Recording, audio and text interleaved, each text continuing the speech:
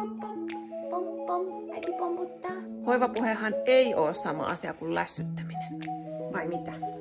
Ei ole sama asia. Mä oon puheterapeutti Raisa ja nyt mä kerron, mitä se hoivapuhe oikeasti on, miten se vaikuttaa puheen ja kielen kehitykseen ja miten sitä voi vauvan kanssa harjoitella kotona, varsinkin jos se tuntuu vaikealta itselle.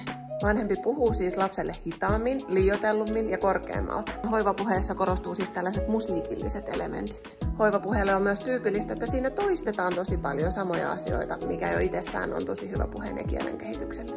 Hoivapuheessa on myös vauvassa positiivisen reaktio, jolloin hän suuntaa tarkkaavuuden paljon herkemmin vanhempaan. Ja koska puhe ja kieli kehittyy vuorovaikutuksessa, niin tällainen tarkkaavuuden suuntaaminen on ihan välttämätöntä sille, että puhe ja kieli kehittyy. Vauvan on myös helpompi erotella puhevirrasta sitten sanoja ja äänteitä. Lässytyksestä hoivapuhe eroaa sillä tavalla, että se on kieliopillisesti kuitenkin oikein tuotettua. Hoivapuhe on myös yhteydessä muun muassa sanavaraston kehittymiseen ja tunnereaktioiden tunnistamiseen. Mutta jos se vauvalle puhuminen tuntuu vaikealta, niin aloita esimerkiksi näillä 3 vinkillä. Sä voit esimerkiksi kertoa tällä hoivapuheella, että mitä te olette tänään vauvan kanssa tehnyt.